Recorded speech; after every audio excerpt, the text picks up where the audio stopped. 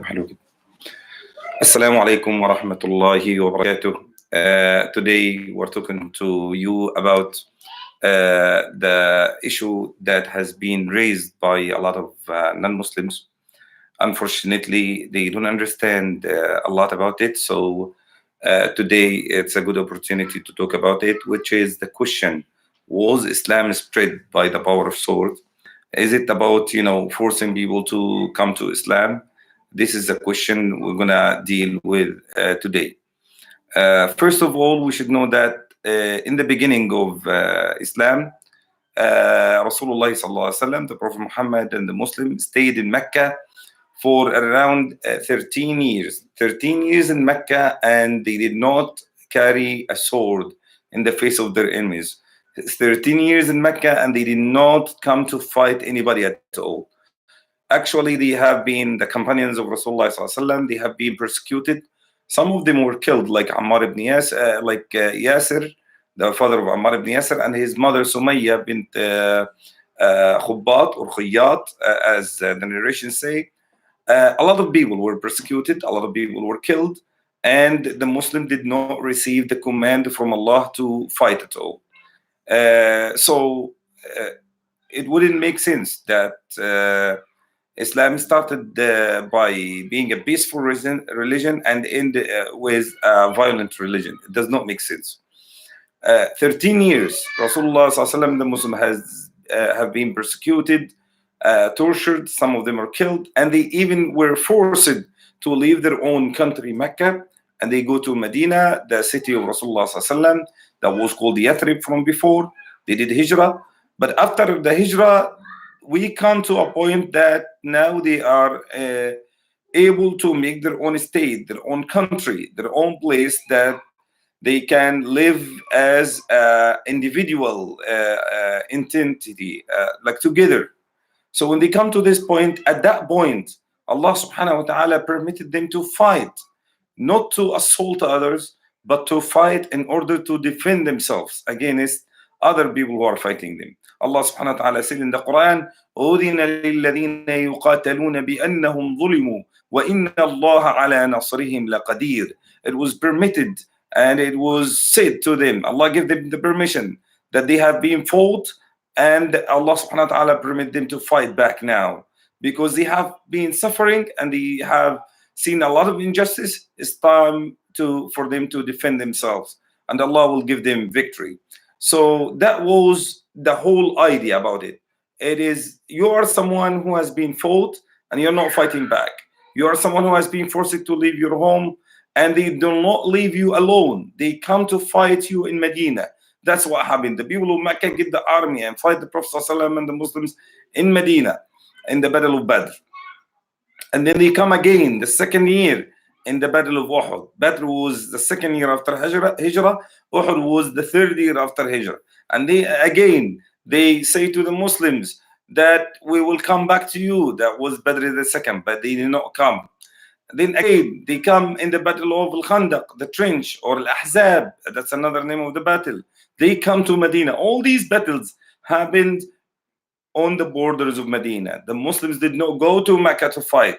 The people of Mecca actually come to fight the people of Medina, the Muslims and Rasulullah sallallahu alaihi wasallam. Every time they come with a bigger number, they come in the Battle of Al-Ahzab, 10,000 from Mecca and 10,000 from the other tribes.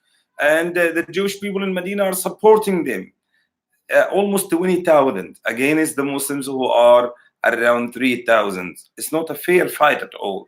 All that, and you are accusing the Muslims of assaulting others, forcing other people to become Muslims. That's, in the beginning, in the life of Rasulullah sallallahu alaihi wasallam. Later on, at the end of the life of Rasulullah sallallahu alaihi wasallam, it came to a point that the people of Mecca are not going to stop their attacks on the Muslims. So the Prophet sallallahu alaihi wasallam planned to take over Mecca, his homeland, and that was a conquest of Mecca, or we call it Fath, the opening of Mecca, because it's not actually conquest, but it's opening the city of Rasulullah sallallahu alaihi wasallam and giving it the chance to come to Islam. Since most of the people who live there are welcoming Islam and they are Muslims in secret, and we come to a point that the people who are forcing them to disbelieve they have to be removed away from the power. So they moved them away from the power.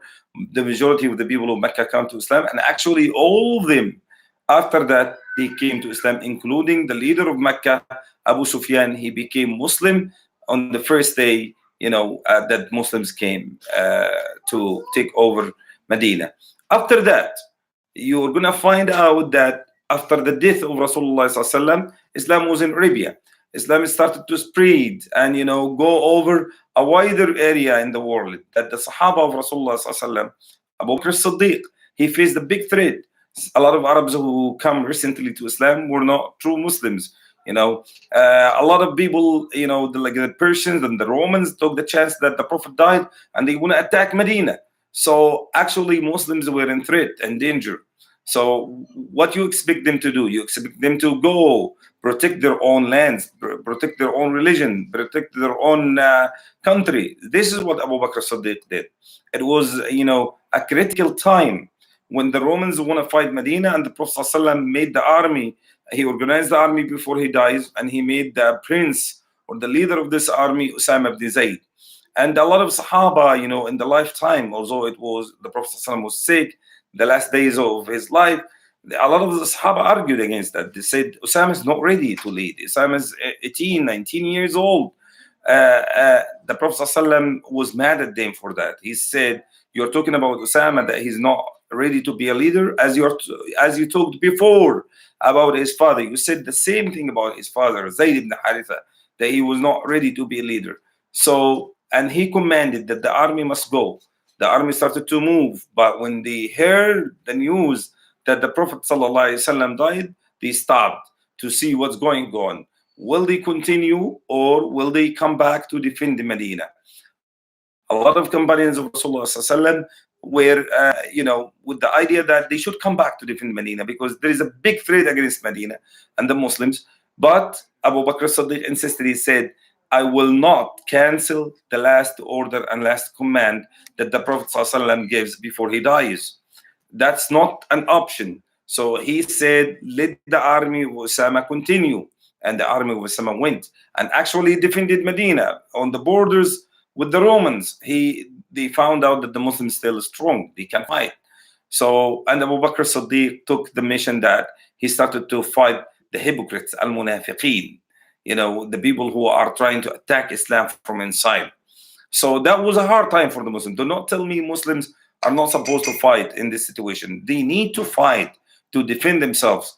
And later on, when they secured Medina and the army of Osama came, they started to take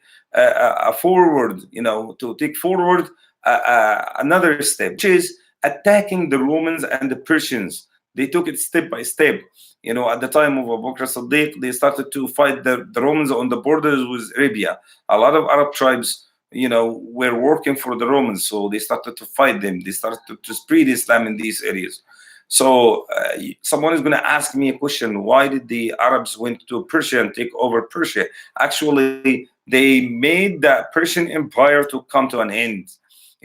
Why they come to the Romans and they fight them and take a lot of lands from them, the land of Sham, Levant, and the land of Egypt and many other lands. Alaikum salam wa rahmatullahi wa barakatuh for all the brothers who are following.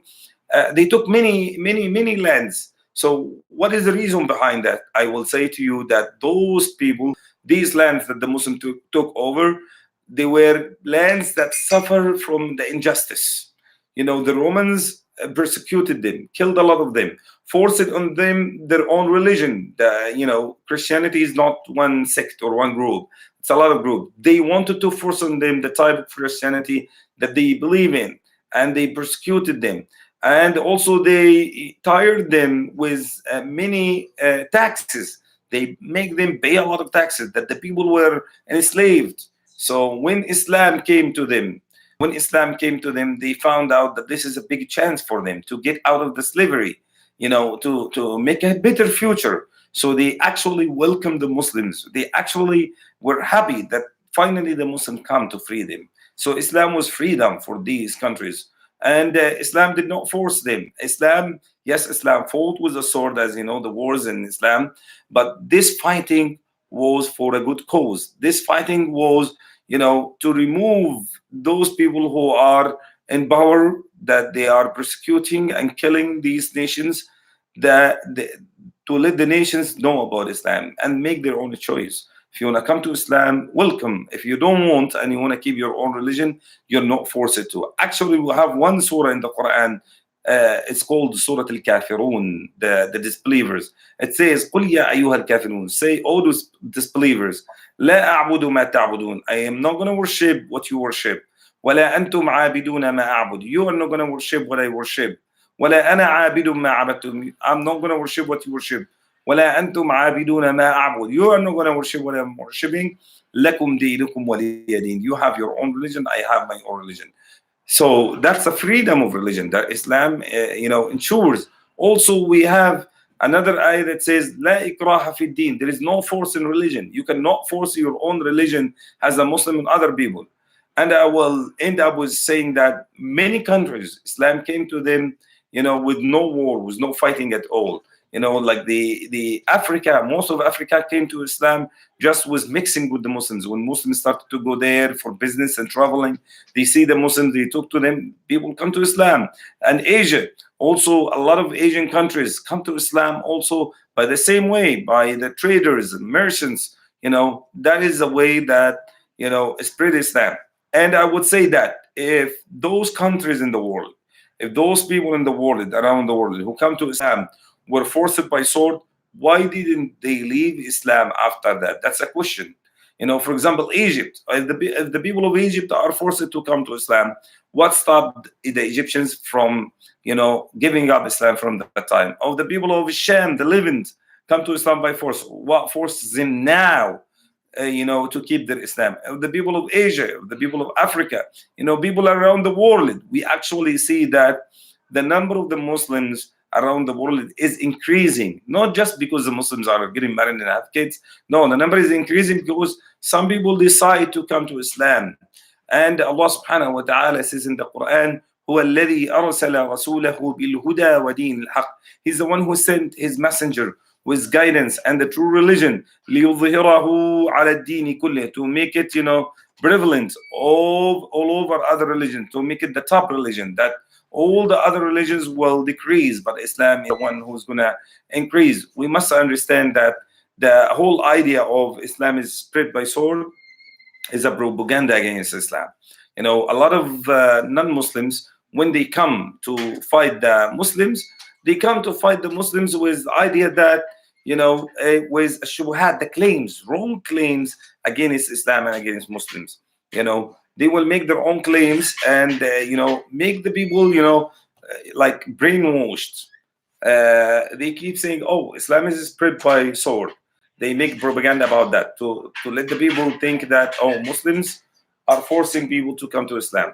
They say that, Islam is not giving women their due rights. Make the people think, oh, if I'm a woman, I'm not going to come to Islam. They say that, Islam does not acknowledge any other religion. Actually, Islam is the only religion who acknowledge other religions. The other religions don't have this idea. We are the only religion in the whole world. That's what they believe in. Islam came to teach the followers of other religions about tolerance. So Islam came with light. Islam came with love to this world. Muslims are coexisting with other people. Actually, all the accusations against Islam and Muslims, are not true. But what we see that some Muslims, I will agree, are fanatic. Like any other religion in the whole world, you're going to find some fanatic people, some people who are taking the religion or understanding the religion in the wrong way. So do not judge the whole Islam and the whole Muslims around the world by some people or a group of people who are practicing Islam in the wrong way. We cannot say Islam is bad because there are some people who are bombing themselves. This is not Islam. Those are not the true Muslims. Islam is bad because we have in the Quran some people who, claiming that there is no other religion but Islam. You misunderstand the Quran. So inshallah, we will continue to talk later about that in the future, about, what the people make propaganda about Islam. Actually, there is a whole field of study that's called Orientalism. Orientalism is the non-Muslim scholars, whether they're Christian or Jewish or followers in any other religion, they study the beliefs and the cultures of the Muslims, and they make their own writings to criticize them, to attack them, to make the people be aware of Islam and Muslims in a negative way.